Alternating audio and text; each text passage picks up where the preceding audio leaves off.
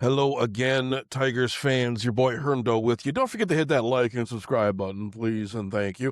Anyways, let's get into the Tigers' playoff odds, World Series chances, how far they could possibly go into the postseason. The Tigers are virtually a postseason lock with Fangraphs calculating a 99.7% chance of making the playoffs and positioning them as the number 2 seed in the American League. This upfront buy grants them a direct path to the ALDS, leading the AL Central with a comfortable cushion, 9 games ahead as of yesterday. Boost their postseason vulnerability margin.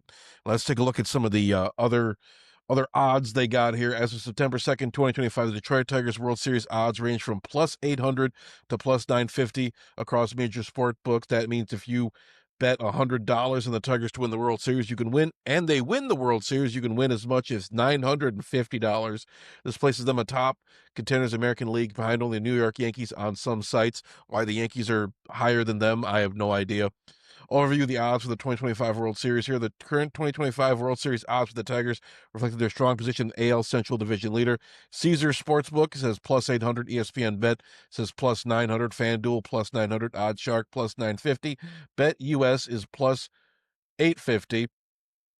The dependent odds, the only one specified is ESPN Bet with plus 300, and division odds is pretty much non-specified, so not going to get much info there, but Tigers have pretty good odds. Their postseason ceiling hinges largely on pitching depth. If Skubal continues his elite form and the rotation holds together, the Tigers have a strong shot at the LCS. But inconsistent starters and a shaky bullpen reduce their chance of going all the way. Tarik Skubal is a clear ace, having thrown a career-high 200-plus strikeouts, multiple 13 strikeout games, and leading the leading performance in multiple, 10-plus strikeout games, I should say. Casey Mize recovered from early injury to become a strong midseason starter and even made the All-Star team. Unfortunately, Casey Mize's stock has fallen off a bit. The Athletics sweep the Tigers. This is a couple days ago. Casey Mize only lasted 10 outs in his recent outing. Over the last 7 games, he's only gone 32 innings, giving up 40 hits, 10 walks, and a whip score of 1.6, ERA of over 6. He has proven he is not the top 3 in the rotation. Yes, Casey Mize does make me nervous, along with Charlie Morton, Flaherty, and Chris Paddock. Besides Tarik Skubal, we have pitching chaos, which might have been, kind of magical last season, but this season makes you a bit nervous. We'll see what Sire Gibson-Long could bring. I don't know if we're going to get anything from him. I mean, could they call up Cater Montero? I don't think they are. I think the call-ups are already pretty much set. It's going to be Sawyer Gibson-Long and Justin Henry Malloy. Very exciting, but there's really, a second-tier arm. This is where you really miss Reese Olson. This is where he was, the number 3. You could say Mize had that hot start to the season. He's still he's tied for the wins with Tarik Skubal, but he has been very, very mid lately. But this is where you miss Reese Olson and Jackson Jobe. Those 2 guys would be really helpful right about now, but they're both dealing with season-ending injuries. That does hurt the Tigers. Especially down the stretch. I know I've said it a million times before, they got a kind of a soft schedule, but there's still some dangerous teams in there. The Mets are still a dangerous, talented team. I know they're a few games back behind the Phillies in that NL East division, but they still got players that could hurt you. Juan Soto could hurt you. He was slapping the Tigers around. He made Charlie Morton look like a bitch. It was pretty pathetic. But as far as the lineup goes, Riley Green continues elite power production. His 471-foot grand slam, his longest Tiger homer in the StatCast era. That was against the Athletics, if I'm not mistaken. Spencer Torkelson has found his stride, posting a 3.45 WOBA and 28 home runs, improved discipline, and positive defensive metrics, plus 4 DRS. Colt Keith is a rising star. Excellent OPS as a leadoff hitter, plate discipline, and a 114 WRC plus. Though defense still needs stabilization, catcher Jake Rogers and Gleyber Torres continue providing middle-of-the-order firepower and consistency. Gleyber Torres, if they don't resign Gleyber Torres, I don't know what this team is even doing. But the top-end starting pitching, anchored by Skubal, needs a lot of help. A high-powered, multi-dimensional offense, emerging stars like Green, Torkelson, and Keith. Even Wenzel Perez, he's really proved himself to be a stable guy, a very, very good player. You got guys like Kerry Carpenter, who's maybe, when runners in scoring position, you really can't count on the guy that much. Unfortunately, he's been kind of mid in that metric. But, you got guys like Colt Keith, you got guys like Dylan Dingler able to add a lot of offense. I'm not too worried about the offense, even in games like yesterday where Charlie Morton and the bullpen, that big fat guy, Drew Summers, you get him. I know you got the lefty on lefty matchup with Juan Soto, but come on, the guy is he reminds me of Joba Chamberlain, just a big fat doofus. I'm a big fat doofus. I don't want to make fun of the guy, but I mean, just like, man, this guy, that's kind of an AJ Hinch putting Summers out there against a guy like Juan Soto. Juan Soto is going to hurt you. It was not good at all. But rotation depth beyond the top guy is uncertain. That makes me nervous. Central Division record control ensures home field comfort and favorable playoff seating for this team. That's a big plus. This division, not that great this year. There's still some talented guys, obviously.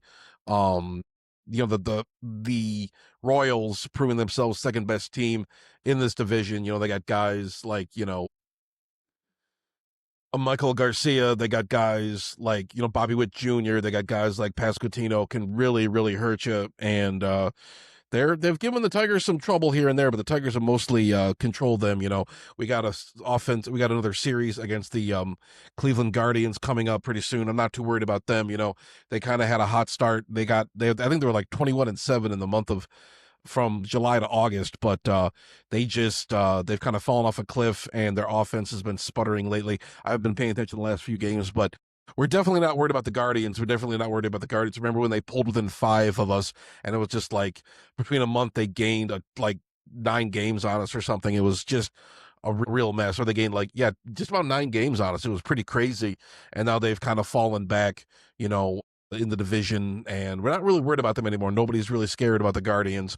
But, the infield defense, we talk about that, some of the defensive stuff. Keith's versatility needs clarity to minimize errors and high leverage moments. You got guys, McKinstry's out there making some errors. We haven't seen like a really spectacular catch by Riley Green lately. Baez has been solid in center field when they have him out there. But like some of the infield defense, that's the outfield. Some of the infield defense could be a little bit better. Postseason odds extremely strong, though. Likely number 2 ALC, potential ALCS contender. I don't know. I mean, it's going to be a dogfight with Toronto for the rest of the season. I don't know if we have any games in hand with them, but the rotation, makes me a little bit nervous.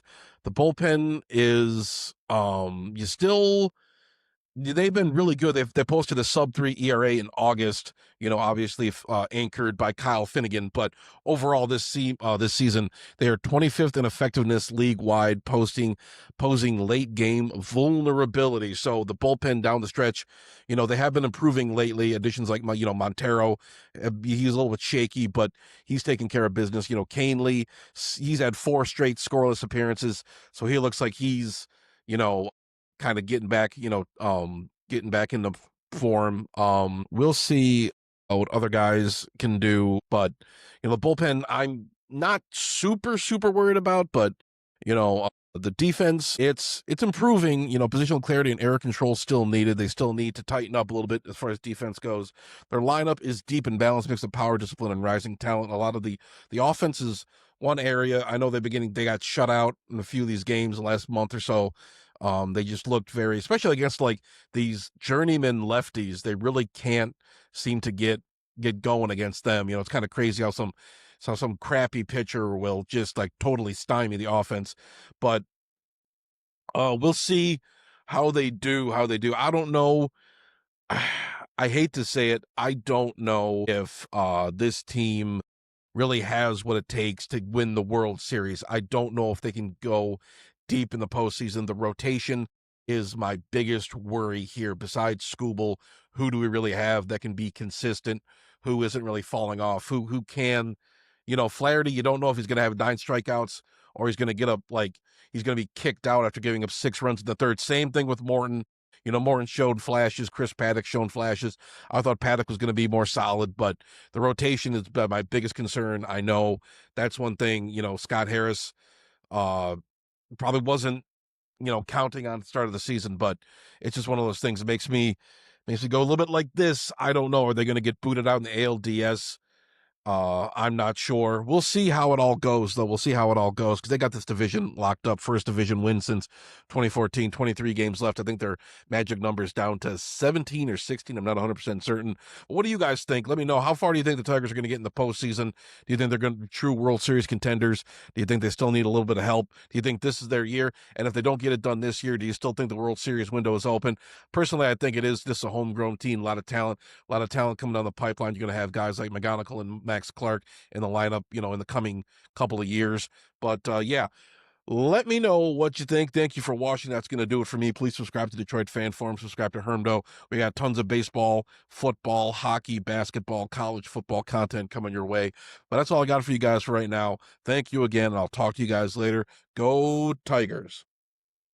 No, I thought you said I was all right, Spider. So... No, you ain't all right, Spider. You got a lot of fucking problems. No, I thought you said you were all right.